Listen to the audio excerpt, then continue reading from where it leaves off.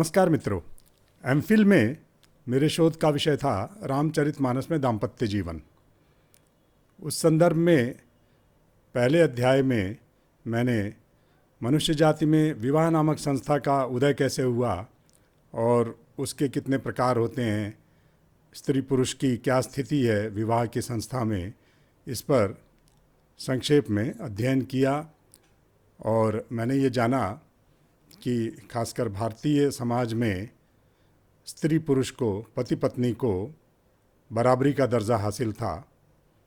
पत्नी और पति दोनों को ऋग्वेद में बैलगाड़ी के दो पहियों की तरह निरूपित किया गया। साथ ही ये कहा गया कि पति और पत्नी दोनों किसी रथ में जुते दो बैल होते हैं। तो जो गृहस्थी है उसका दारोमदार दोनों पर समान रूप से होता है और गार्हस्थ्य जीवन को हमारे समाज में सारी व्यवस्थाओं का मूल कहा गया। ब्रह्मचर्य, गार्हस्थ्य, वानप्रस्थ और संन्यास, इन चार चरणों में हमने जीवन को बांटा है और उसमें जो सबसे महत्वपूर्ण चरण है वह है गार्हस्थ्य, गृहस्थी का जीवन। क्योंकि गृहस्थ ही समाज में जितने महत्वपूर्ण आर्थिक कार्यकलाप हैं उनको संपन्न करते हैं। गृहस्थ ही कृषि का काम करते हैं, पशुपालन का काम करते हैं और वे ही बाकी के 3 आश्रमों के लिए जीवन यापन की सामग्री मुहैया कराते हैं। इसलिए गृहस्थी को इतना अधिक महत्व हमारे समाज में दिया गया है। और गृहस्थी को चलाता कौन है? गृहस्थी को चलाते हैं पति पत्नी। उसमें भी जो केंद्रीय भूमिका होती है वो स्त्री की होती है, क्योंकि स्त्री ही गृहस्थी का मूल होती है। घर में सबसे महत्वपूर्ण जगह कौन सी है? किचन, रसोई। अगर आपके मकान में रसोई नहीं है तो आप खाना कहाँ पकाएंगे, भोजन कहाँ पकाएंगे? और जिस घर में भोजन नहीं पकता वो घर घर नहीं होता। आज जो हम बाहर से मंगाकर भोजन कर रहे हैं, तमाम तरह की सेवाएं उपलब्ध हैं, भोजन कहीं और बनता है और उसे हम आदेश देकर मंगा लेते हैं। तो हमने क्या किया? एक प्रकार से हमने रसोई को अपने जीवन से निकाल दिया या उसका महत्व हमने काफ़ी कम कर दिया। इससे क्या हुआ? गृहस्थी में स्त्री की भूमिका गौण हो गई या उसका महत्व उतना नहीं रह गया जितना पहले हुआ करता था। भोजन पकाने वाली महिला वही तो घरनी है, वही तो केंद्रीय तत्व है गृहस्थी का। लेकिन हमने क्या किया? उसकी मर्यादा ही घटा दी। हम बाहर से भोजन मंगाने लगे। तो जिस घर में भोजन नहीं पकता वो घर अधूरा हो जाता है। एक वैदिक काल का शब्द है होम। शब्द था वस्तुतः घोम। घोम में रूप परिवर्तन हुआ और वो बन गया होम। तो घोम किसको कहते थे? घोम उस घर को कहते थे जहाँ पर आग जिलाकर रखी जाती थी। वह कमरा जिसमें आग को जिलाकर सहेज कर रखा जाता था, राख से तोप कर, वो था घोम। बाद में जब हमारे जीवन में यज्ञ का महत्व बढ़ा तो हम आग की मदद से हवन करने लगे। तो भारत में जब घोम का रूप परिवर्तन हुआ और वो होम बना और उसमें हम यज्ञ करने लगे तो होम शब्द यज्ञ के लिए रूढ़ हो गया। और चूँकि हमारी वैदिक कालीन भाषा भारोपीय परिवार की भाषा थी, उसका एक रूप अंग्रेजी में गया होम के रूप में और उसका नाम प्रचलित हुआ उस मकान के लिए जिसमें लोग रहते हैं। जिसमें लोग रहते हैं वह मकान वहाँ बन गया होम। और हम आग जलाकर जो काम करते हैं यज्ञ का, वह भी होम कहलाया। तो हमारे जीवन में आग का, रसोई का, इसका और घर का इतना महत्व है कि उसके बिना हम घर की कल्पना ही नहीं कर सकते। लेकिन आज हम विकास क्रम में ऐसी विचित्र जगह पहुंच गए हैं जहां एक प्रकार से रसोई समाप्त प्राय हो चली है। विवाह गृहस्थी का उद्गम स्थल है। एक स्त्री पुरुष जब विवाह करते हैं तो एक घर की स्थापना होती है, और विवाह के लिए सबसे पहला उपहार जो दिया जाता है वो क्या होता है? रसोई के बर्तन। वे बर्तन जिनका उपयोग करके नवविवाहिता वधू पूरे परिवार के लिए भोजन बनाएगी। इसीलिए स्त्री को अन्नपूर्णा कहा गया, भोज्येषु माता। स्त्री जो है उसका जो सबसे परम पावन रूप है माता का है, और माता की मुख्य भूमिका क्या है? भोजन कराने की। तो स्त्री जो भोजन कराए, भोज्येषु माता रूपेषु लक्ष्मी शयनेषु रंभा सलहेषु मंत्री कर्णेषु दासी। ये स्त्री के विभिन्न रूप कहे गए हैं, इन पर मैं कभी फिर चर्चा करूँगा। फिलहाल तो भोज्येषु माता, हम स्त्री को अन्नपूर्णा के रूप में विदा करते हैं अपनी बिटिया को, और उसको देते क्या है? रसोई के बर्तन, कुछ सिद्धा, कुछ अनाज, कुछ पिसान, आटा, तेल। ये सारी चीज़ें इसलिए दी जाती हैं कि बिटिया वहाँ जाएगी और वो अन्नपूर्णा की भूमिका में होगी, सबको भोजन पकाकर खिलाएगी। इसको और भी कुछ सामान देते हैं, शयन कक्ष का सामान देते हैं। पहले गाय भैंस दी जाती थी ताकि वहाँ दूध की कमी न रहे।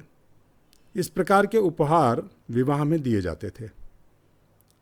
तो बहुत ही अच्छा उद्देश्य था उसका, और विवाह को संपूर्ण बनाने के लिए, विवाह को सफल बनाने के लिए, नव दंपति को जीवन की कुछ शुरुआती सुविधाएं प्रदान करने के लिए हमारे ऋषियों ने ये व्यवस्था की। हमारे समाज के जो अग्रणी लोग रहे होंगे उन्होंने ये व्यवस्था की, लेकिन कालांतर में इस व्यवस्था ने बड़ा ही विद्रूप धारण कर लिया, बड़ी विरूपित हो गई ये व्यवस्था, और इसकी वजह से कन्या को बोझ समझा जाने लगा। कहीं कहीं आज हम देखते हैं कि विवाह के समय बहुत खर्च करना पड़ जाता है कन्या पक्ष को, और उसे लोग बोझ समझने लगे हैं कि जिस दिन वो पैदा होती है उसी दिन ये गणना की जाती है कि अब कैसे होगा, इसका विवाह कैसे होगा। हालांकि अब समय बदल गया है, लेकिन कुछ समय पहले तक ये स्थितियां थी, आज भी कहीं कहीं हैं।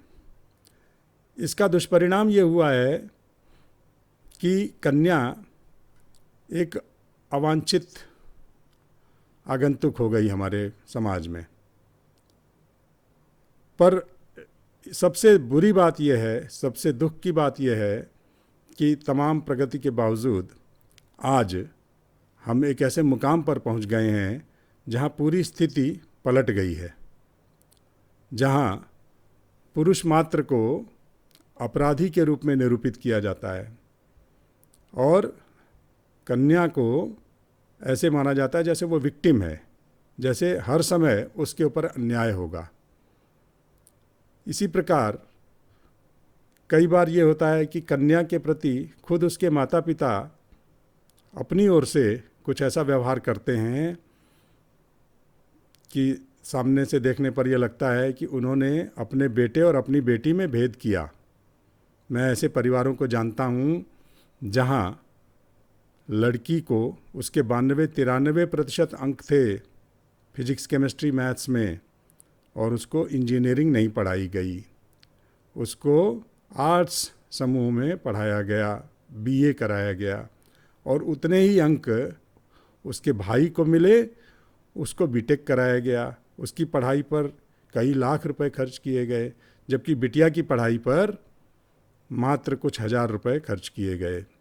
तो इस तरह का भेदभाव लोग अपनी ही बेटियों के साथ करते हैं।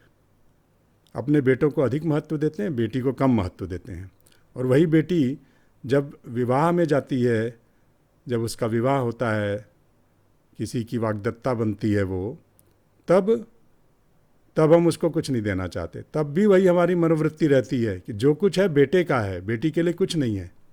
हालांकि कानून है इसके लिए कि बेटी को भी बराबरी का हक मिलेगा पैतृक संपत्ति में, लेकिन लोग देना नहीं चाहते। न विवाह में देंगे, न पैतृक संपत्ति में देंगे। क्या बेटी को घूरे से उठाकर लाते हैं लोग? बेटी का भी तो उतना ही हक है जितना बेटे का है। एक मेरे जानने वाले हैं, उनकी बेटी विवाह योग्य थी। मैंने कहा भैया इसकी शादी करो। बोलते अरे सर लोग पैसा मांगते हैं, 10 लाख रुपया मांगते हैं। वो अच्छा कमा रहे थे, उनके 2 बेटियां एक बेटा है। मैंने कहा कि दे दो 10 लाख रुपया, अच्छे घर में चली जाएगी तो, कि उधर से भी तो खर्चा होगा, उनके भी तो गहने बनेंगे, वो आपकी बेटी पर चढ़ाव नहीं चढ़ाएंगे। 15-20 लाख रुपए का तो उनका भी खर्चा गहनों पे ही हो जाएगा, और बाकी सारे खर्चे होंगे उनके।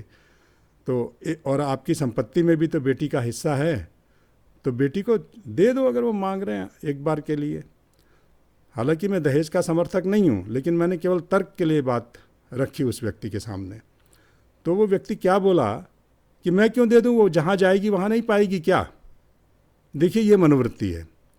वो जहाँ जाएगी वहाँ अपने पति का हिस्सा तो उसे मिलेगा ही, पति के नाते जो पति का है वो उसका भी होगा, ये तो ठीक है। लेकिन जहाँ बाप का घर है, जहाँ बाप की संपत्ति है, उसमें उसको कुछ नहीं देंगे। तो ये हमारे समाज की मनोवृत्ति है। इसका दुष्परिणाम ये हुआ है कि स्त्री पुरुष, जिसको ऋग्वेद में बराबरी का माना गया, उसे अब हमने लाकर आपस में द्वंद्व की स्थिति में खड़ा कर दिया है। ये द्वंद्व उचित नहीं है। स्त्री पुरुष का संबंध इतना माधुर्यपूर्ण है, उसमें द्वंद्व क्यों होना चाहिए? अगर हम स्त्री पुरुष के जीवन में समरसता ला सकें, दोनों में माधुर्य भाव पैदा कर सकें, तो कितना अच्छा रहेगा स्त्री पुरुष का जीवन। लेकिन हमने उसको एक ऐसी स्थिति में ला दिया है जहाँ दोनों परस्पर शत्रुता का भाव रखने लगे हैं। ये अनुचित है। तो मेरा ये कहना है कि आज समाज में जो वितंडावाद मचा हुआ है, एक दूसरे को मार काट कर रहे हैं स्त्री पुरुष, कहीं नीले ड्रम की बात हो रही है, कहीं सूटकेस की बात हो रही है, कहीं फ्रिज की बात हो रही है। ऐसा क्यों होना चाहिए?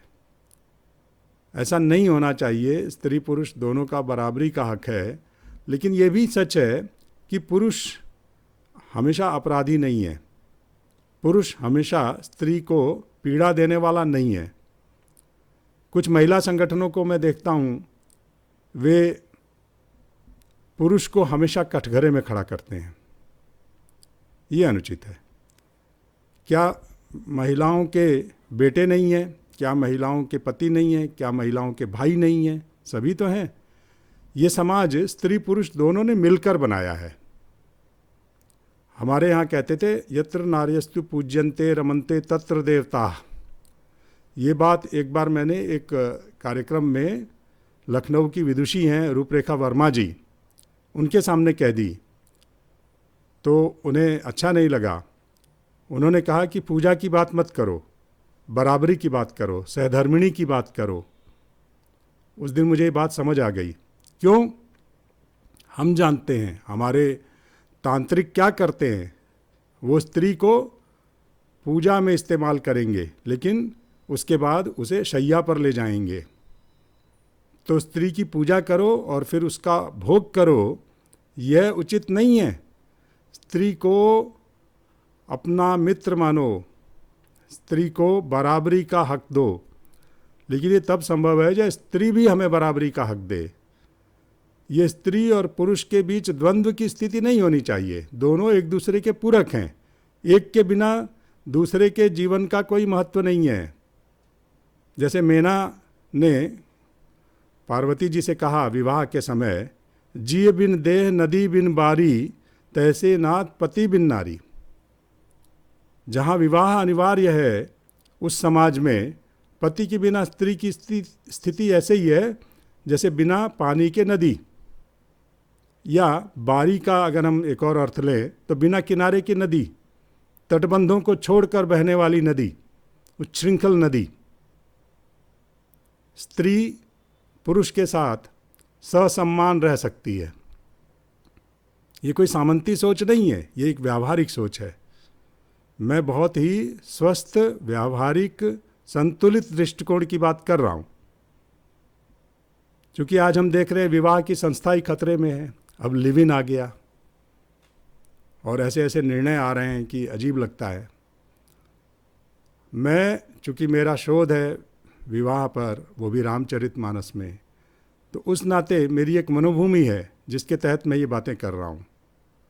वहाँ बाली और तारा, सुग्रीव और तारा, क्षमा करें, इस तरह के कैरेक्टर भी हैं, लेकिन मैं आदर्श आर्य विवाह की बात कर रहा हूँ जहाँ पर स्त्री पुरुष को बराबरी का हक हासिल है। ऐसे विवाह में, ऐसी स्थिति में भारत में आज जो दाम्पत्य की स्थिति है वो बहुत ही शोचनीय है और दोनों ही पक्षों को, अगर हम दो पक्ष हो गए हैं तो दोनों ही पक्षों को एक संतुलित दृष्टिकोण अपनाने की ज़रूरत है। धन्यवाद।